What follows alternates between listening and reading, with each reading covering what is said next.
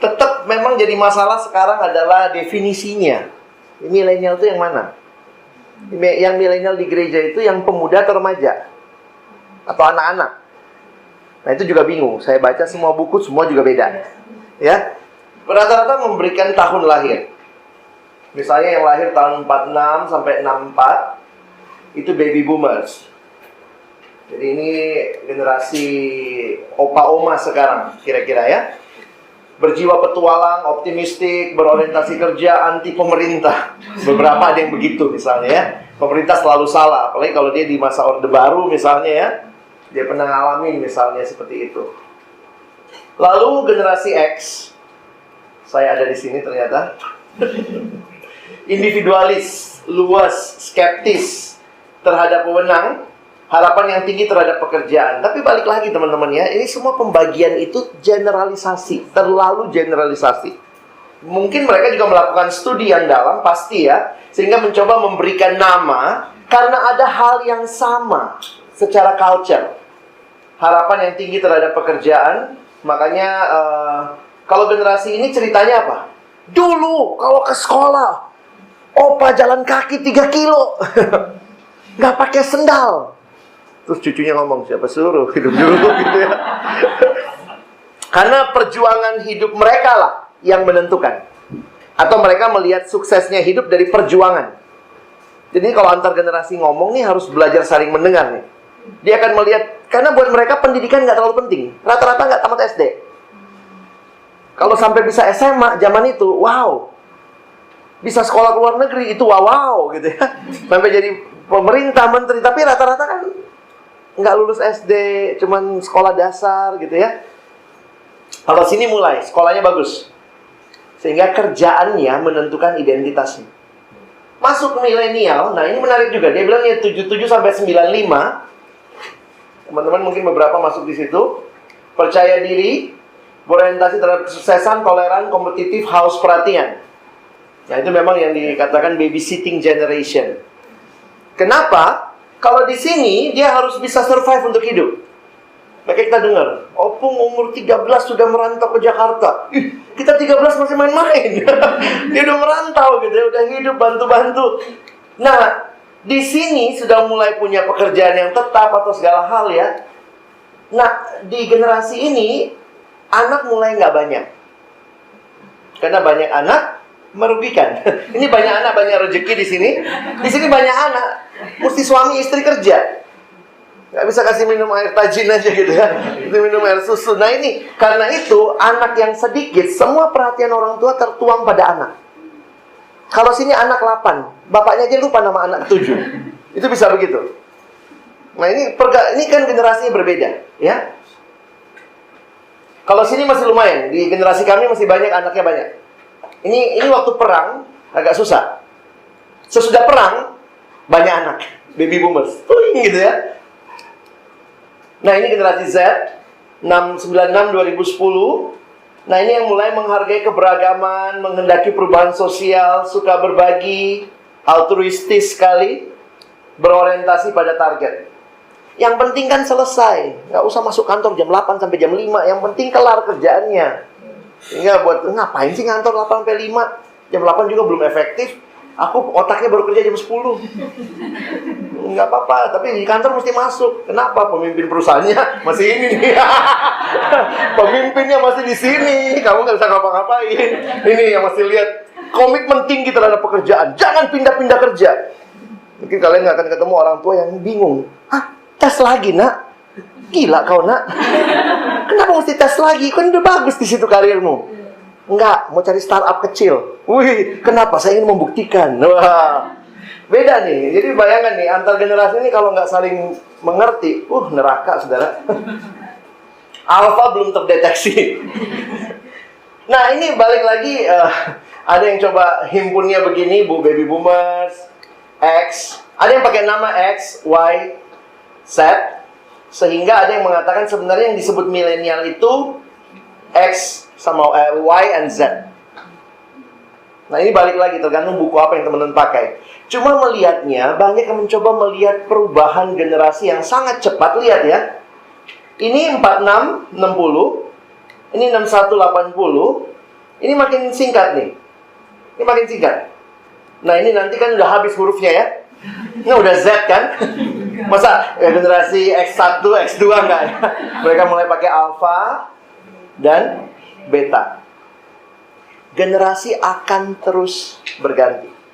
Bagi saya makanya kenalilah generasi ini sedapat mungkin, tapi jangan terjebak menama-namakan mereka, karena akan muncul terus generasi yang baru.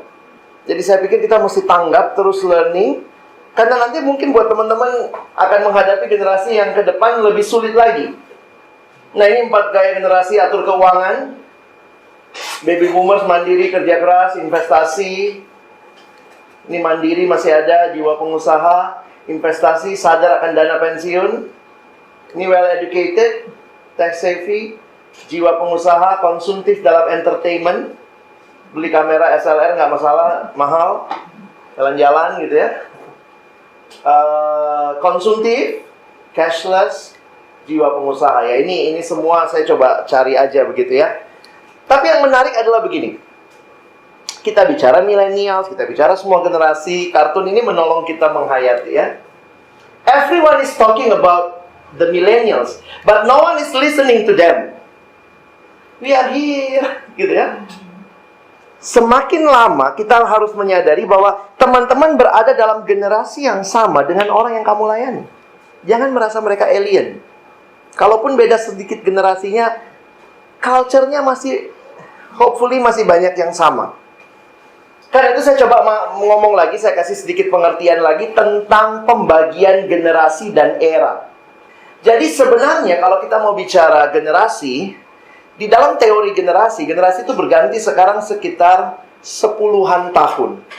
Bahkan ada lagi yang mencoba menspesifikasi, bahkan 5 tahun sekalipun sekarang generasi sudah berubah. Sementara era itu lebih lama, lebih panjang. Jadi kita telah melewati, ini kalau era itu biasanya orang bilang satu era itu sekitar 500 tahun.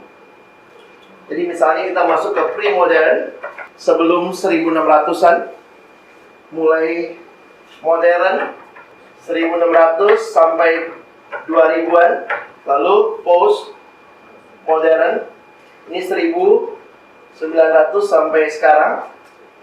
Post-modern belum selesai. Kalau teman-teman belajar filosofi, selalu mengatakan bahwa kita belum bisa lihat bentuk wujud realnya postmodern, karena sedang terus berlangsung. Modern sudah kelihatan. Pre-modern sebelum 600. Nah, kalau ditanya, orang Indonesia betul nggak sih kita posmo? Masih banyak juga yang pre ya. Percaya dukun, opung ini masuk ke tubuhnya sini gitu ya. Jadi kadang-kadang saya mikir, kita itu sudah di mana ya? Modern belum modern banget gitu ya. Sementara culture dunia, karena terjadinya begitu cepat, kita udah the mix dari semua bagian. Nah sebenarnya kalau kita belajar secara culture, kita tidak bisa mengatakan bahwa satu generasi atau satu era lebih baik dari era lainnya. Karena setiap era punya plus dan minusnya. Kalau teman-teman perhatikan masalah era ini, menarik sekali bahwa kekristenan berperan penting di dalam setiap era. Misalnya ketika pencerahan terjadinya, orang selalu lihatnya dengan penemuan mesin cetak. Nah sejak itulah dimulai masa modern. Dan modern punya cita-cita yang dia janjikan. Dan akhir dari cita-cita modern itu, awal 1900-an terjadi perang dunia. Disitulah mulai muncul posmo. Literatur yang paling tua, salah satu yang membahas posmo itu ditemukan sekitar 1928. Jadi sudah bicara posmo dari tahun itu. Kenapa? Karena cita-cita modern ternyata tidak membawa mereka kemana-mana. Cita-cita modern dengan semua weapon yang mereka buat hanya membuat dunia hancur. Dan sejak itu orang berpikir masa postmodern. Pergantian era 400-an tahun. Pergantian generasi ada yang bilang sekitar 20 tahunan. Jadi kita sekarang di dalam postmodern era generasi milenial. Kira-kira kalau kita mau mendefinisikannya begitu. Ini masa-masa yang kita mix up sebenarnya. Coba lihat gambar ini, saya geli juga waktu lihat ya. Premodern tuh begini, titik. Kenapa titik? Tuhan taruh di sini. Modern ada kemajuan. Postmo ini. Nggak ada yang jelas. Ini sangat menghargai alam. Otoritas utama ada di alam. Sehingga bicara Tuhan itu nggak ada yang menanyakan tentang Tuhan. Kira-kira itu masanya. Berani tanyakan Tuhan, dikutuk kamu. Lihat pohon aja nyembah. Tapi masuk masa modern, mulai bisa bertanya, benar nggak sih ada Tuhan? Nah itu kan perubahan sejarah banget. Premodern itu alam di atas manusia. Jadi kita tuh sangat dikuasai oleh kosmik. Kita kesannya kayak bagian dari kosmik yang sedang berantem. Nah kita korbannya begitu ya. Nah ketika kemudian terjadi modern, sekarang manusia ada di atas alam. Dan manusia kemudian mulai bisa menemukan invent-invent yang luar biasa, teknologi segala macam. Postmo menemukan bahwa manusia ada di tengah alam. Jadi bukan di atas alam, bukan di bawah alam, tapi kita ada di tengah alam. Jadi sebenarnya teman-teman jangan pikir Postmo itu jelek ya. Tidak semua yang Postmo sampaikan itu jelek. Banyak hal baik di dalamnya. Bahkan baik untuk kekristenan. Karena teologi kita pun dipengaruhi oleh generasi ini. Kenapa kita punya teologi sistematika? Itu pengaruh modern. Kenapa kita punya teologi biblika? Itu pengaruh modern. Kenapa sekarang kita punya teologi naratif? Itu pengaruh dari post modern. Lihat arahnya. Teologi pun dipengaruhi zaman. Jadi Tuhan itu kayak pernah lihat foto Polaroid ya? Begitu difoto, begitu lihat hasilnya, misalnya kita foto sama kuda di puncak tek gitu ya. Terus gini-gini gitu ya, pelan-pelan kelihatan. Lucu banget nih. Lucu banget. Ternyata kudanya gitu ya. Begitu selesai, jadi makin lama makin jelas sampai menunjukkan gambaran yang semakin jelas, yang jelas akhirnya. Nah, saya melihat Tuhan juga di dalam sejarah bekerja sehingga secara teologis sekarang tuh kita punya teologi yang lebih utuh. Teman-teman punya teologi yang lebih utuh dari Martin Luther, saya pikir. Kalau kita mau pelajari, dan ternyata Martin Luther itu sangat dipengaruhi oleh modern. Bayangkan, ketika semua orang tidak berani mempertanyakan otoritas Vatikan, Luther di masa itu bisa ngomong, kenapa harus diatur Vatikan kalau nggak benar? Mungkin kalau kita pikir sekarang, wah kita juga bisa begitu ya. Bapak kita aja di rumah kita lawan kok. Kalau cuma paus gitu ya. Waktu itu lawan paus itu mati gitu. Nggak ada orang mikir. Jadi Luther waktu itu mikir out of the box gitu. Kenapa? Pengaruh zamannya. Jadi dulu waktu saya ikut kuliah teologi dan culture gitu, dosen saya mau mengatakan jangan kita imun sama culture, karena even our theology itu dibangun oleh culture. Dia pakai istilah ada hermeneutik, ada spiral. Kita mempengaruhi culture, tapi pada saat yang sama culture kemudian mempengaruhi kita juga. Ini modern values. Ini misalnya postmodern values. Ini muncul juga di berbagai generasi. Kalau kita lihat milenial, Gen X, itu ya bolak-balik di situ-situ juga. Memang kalau kita perhatikan modern itu lebih kepada individualis, egosentrik gitu ya. Individualistik. Pokoknya secara pribadi. Lalu bicara fungsi. Lalu kemudian industrial. Sifatnya lokal. Compartmentalize. Itu maksudnya begini loh. Benar-benar detailnya yang diperhatikan. Itulah ciri-ciri modern. Makanya orang modern itu bisa sangat pelajari. Makin mendetil. Contohnya. Misalnya dalam ilmu ya. Ada ahli gigi dokter dalam bidang spesifik penyakit pada gigi geraham kiri belakang atas. Nah itu modern tuh. Itu ciri-ciri waktu zaman modern saking detailnya tuh. Jadi misalnya ini ada satu truk nih, gede truknya ya. Ada orang ahli dalam baut kiri belakang mobil truk. Nah itu terjadi di masa modern. Sangat terkompartemen, ya itu terbagi-bagi, terpisah-pisah. Sampai-sampai orang itu pun lupa ini lagi bicara truk. Saking dia ahlinya dalam baut. Nanti kalau kalian perhatikan di sini udah nggak gitu. Kalian yang kuliah sekarang sudah lihat sekarang bagaimana ilmu itu interdisipliner. Beda banget dulu. Dulu ekonomi, dalamin lagi sampai sangat mendalam, sampai dia nggak tahu sebenarnya gambar besarnya. Siapa yang kasih kontribusi kepada gambar besar? Kau semua. Makanya teologinya apa?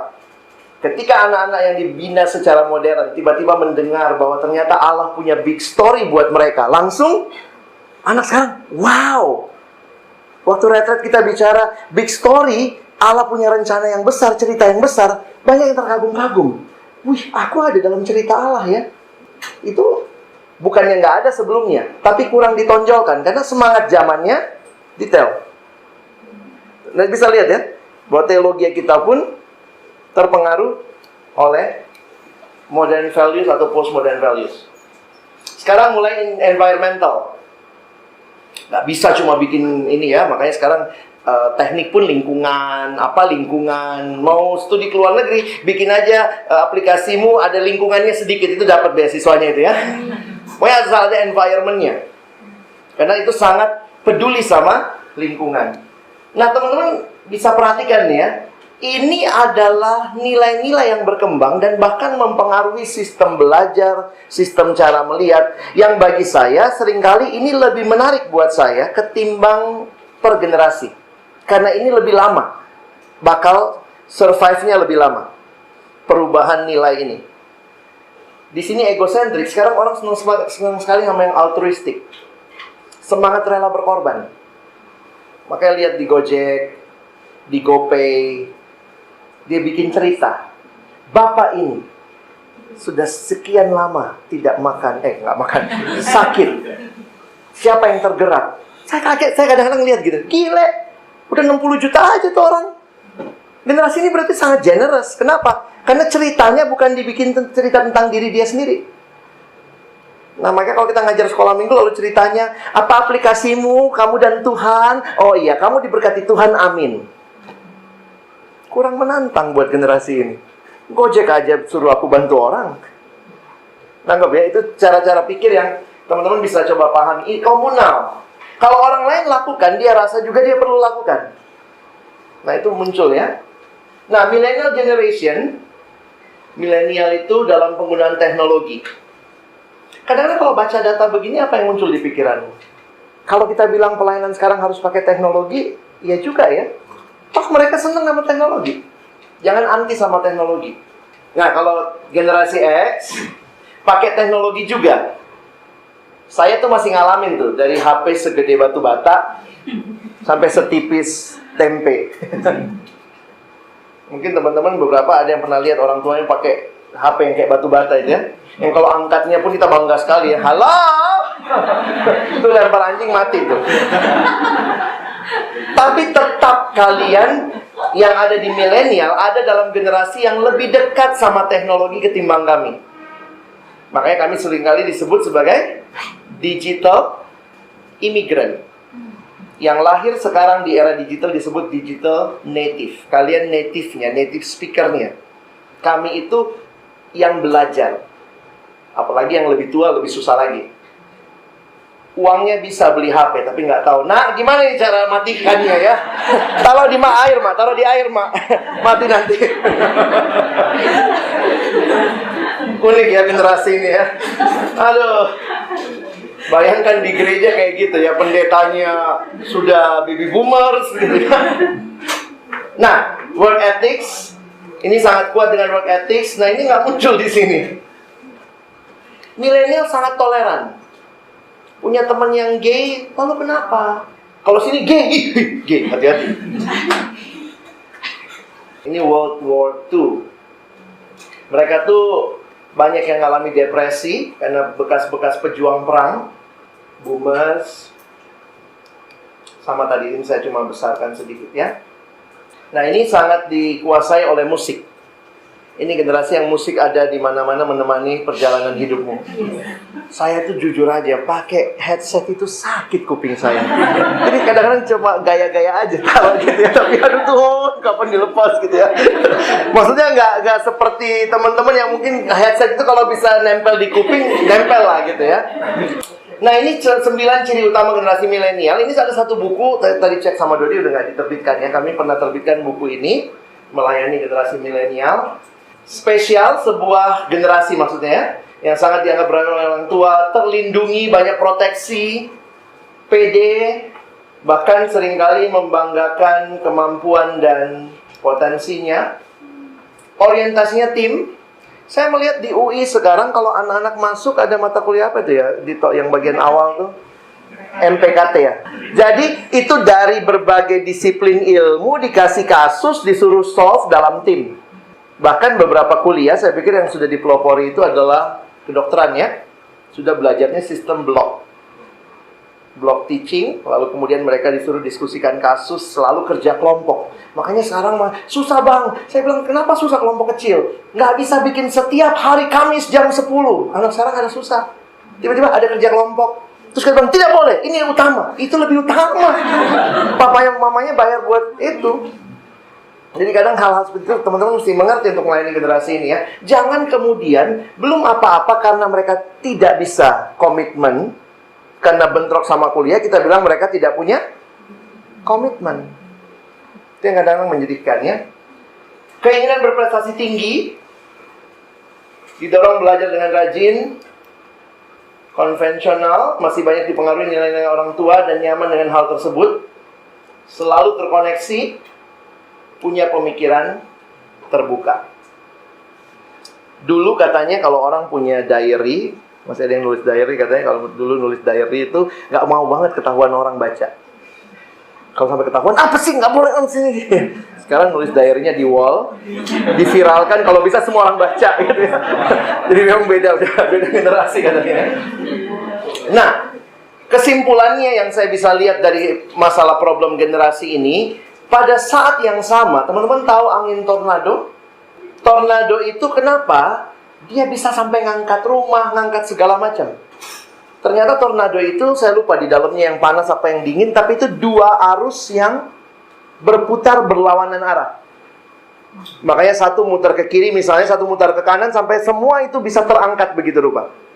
Nah, seorang penulis mengatakan bahwa bayangkan inilah yang dihadapi generasi ini. Pada saat yang sama seperti mereka sedang berada dalam era postmodern, dan mereka sedang dalam generasi milenial. Jadi itu kayak dua arus yang sedang berputar begitu rupa. Nah, inilah kira-kira gambaran kondisi generasi yang teman-teman dan saya sedang layani. Dan lebih jauh lagi, kita ada di dalamnya.